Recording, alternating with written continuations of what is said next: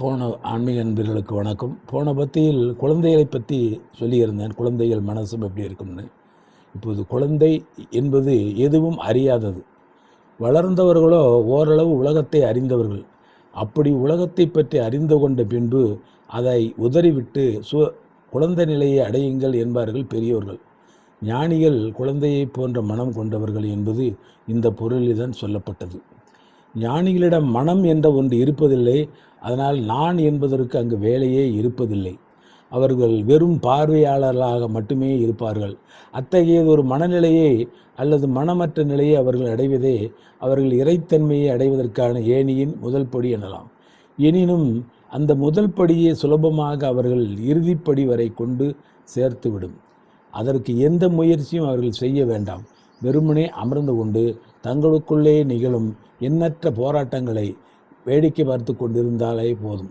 திரும்ப திரும்ப தேடாதே என்று ஞானிகள் கூறுவதும் காரணம் இதுதான். மனமற்ற நிலையை உச்சத்தை எட்டியவர்கள் பலர் உண்டு. வரலாறு அவர்கள் இன்று வரை போற்றி கொண்டிருக்கிறார்கள். உதாரணமாக புத்தர், மகாவீரர், ஆதிசங்கரர், இயேசு, நபிநாயகம் போன்றவர்களை கடவுளின் அவதாரம், கடவுளின் குமாரர், கடவுளின் தூதர் என்றெல்லாம் கொண்டாடுகிறது உலகம். இத்தனைக்கும் அவர்கள் எந்த போருக்கும் தலைமை வகித்ததில்லை, எந்த சாகச செயல்களும் புரிந்ததில்லை, எந்த சாம்ராஜ்ய பதவியிலும் அமர்ந்திருக்கவில்லை. சொல்லப்போனாலும் அவர்கள் எதை கண்டு உணர்ந்தார்கள் அல்லது எதை அடைந்தார்கள் என்று எங்கும் சொல்லப்படவும் இல்லை. ஆனால் அவர்களின் தாக்கம் இன்று வரை இருப்பதை நாம் காண்கிறோம். மனம் என்னும் கோயில் திறக்கின்ற நேரம், அதாவது கவிஞர் கண்ணதாசனோ வாலின்னு நினைக்கிறேன். அதாவது வாலி சந்திரோதயம் ஒரு படத்தில் ஒரு இடத்துல சொல்கிறாரு, மனம் என்னும் கோயில் திறக்கின்ற நேரம் அழைக்காமல் அங்கே தெய்வம் வந்து சேரும் என்று கவிஞர் வாலி எழுதிய பாடல் வரிகள். இந்த சந்திரோதயம் படத்தில் 1964 வந்த படம் நினைக்கிறேன், அதில் இருக்குது. மனத்தை அடக்குவது மிகவும் கடினமான காரியம் என்பதாலே நம் முன்னோர்கள் மனம் ஒரு குரங்கு என வர்ணித்தனர்.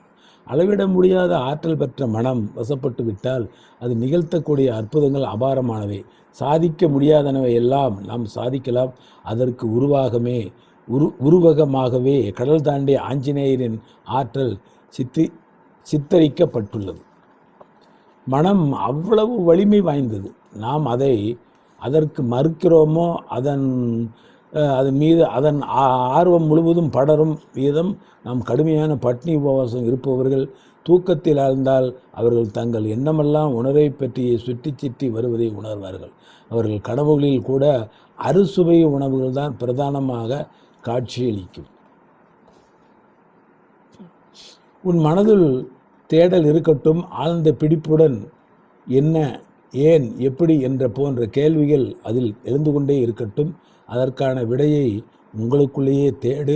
வெளியில் எதையும் நீ தேட வேண்டாம். அப்படி செய்தால் நீயாக அதை நோக்கி செல்லாவிட்டாலும் கூட அதுவே உன்னை நோக்கி வரும். இயற்கையின் நியதியே இதுதான். நீ அதை நோக்கி நகராவிடில் அது உன்னை நோக்கி வரும்.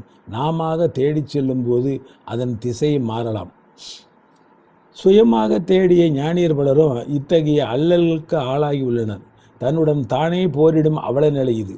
இதில் தங்களுக்கு தாங்களே இவர்கள் முரண்படுவதால் இவருடைய எண்ணங்களும் மனமும் ஒன்றோடொன்று மோதும் உள்நாட்டு யுத்தம் இவர்களுக்குள்ளேயே ஏற்படுவதால் இவர்கள் அதன் உக்கிரம் தாங்க முடியாமல் திண்டாடியுள்ளனர். அடித்தது போதும் அணைத்திடல் வேண்டும், அம்மையப்பா இனி ஆற்றேன் என்கிறார் தாயம்மானவர். ஆங்காரம் அடக்கி ஐம்புலனும் கட்டறுத்து தூங்காமல் தூங்கி சுகம் பெறுவது எக்காலம் என்று புலம்புகிறார் பத்திரகிரியார். மாதாவும் உடல் செழித்தால் வல்வினையேன் கால் செழித்தேன், வேதாளம் கை செழித்து ஓய்ந்தானே என்கிறார் பட்டினத்தார். ஞானம் பெற்றவன் பிறவிப்பிணியை தாண்டி விடுகிறான். ஞானம் பெறாதவர்கள் பிறவிப்பிணியை பற்றி உணரவே முடியாது. நமக்கு முற்பிறவி இருந்ததா என்பதும் தெரியாது. அதேபோல் நமக்கு மறுபிறவி உள்ளதா என்பதை பற்றியும் ஒன்றுமே தெரியாது. ஞான பயணத்தின் பாதியை எட்டிய இவர்கள் முழுமையாக அதை தாண்டவும் இல்லை. நம்மை போல் அதன் துவக்கத்திலும் இவர்கள் இல்லை. அதனால் அவர்களுக்கு முன்பிறவிகளும் கர்ம வினைகளும் நன்கு புலப்படும். மறுபிறவிகள் பற்றியும் தெரிந்துவிடும். தப்பியோடி பிடிபட்ட கைதி போல பிறவி பெருங்கடலை தாண்ட முடியாமல் புலம்புவார்கள். முற்றுமுணர்ந்த யோகிகள் அதனாலேயே தேடாதே என்கிறார்கள். தேடாதே என்பது வேண்டாம் என்று ஒன்றை மறுப்பதற்காக சொல்லப்படும் சொல்லல்ல. எதையும் தேவையில்லை என்று உதறுவதும் அல்ல.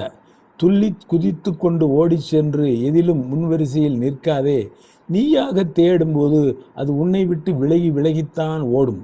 அதனால் அதை துரத்தி கொண்டு போய் பிடிக்க முடியாது என்ற பொருளில்தான் அப்படி சொல்லப்பட்டது. தேடி தேடி ஓடிய பலரும் எதையும் கண்டு அறிந்ததே இல்லை. அமைதியாக இருப்பவர்களையே அது தானாக தேடி வருகிறது. தேடி புறப்பட்ட புத்தரால் கூட நெடுங்காலம் அலைந்து திரிந்தபின் இறுதியில்தான் பேருண்மையின் தரிசனத்தை காண முடிந்தது. இடையில் 20 ஆண்டு காலம் மேலாக அவர் அதற்காக அல்லலுற நேர்ந்தது. தேடாமல் அதே சமயம் மிகப்பெரிய உள்ளத்து உந்தலுடன் உள்வேட்கையுடனும் இருப்பவர்கள் மட்டுமே இந்த மூலக்கணல் எனப்படும் குண்டலினியின் சுவாலையை தாங்கிக் கொள்ள முடியும் என்கிறார் வேதாந்தம். இத்துடன் இன்றைய பத்தியை முடித்துக் கொள்கிறேன். நன்றி, வணக்கம்.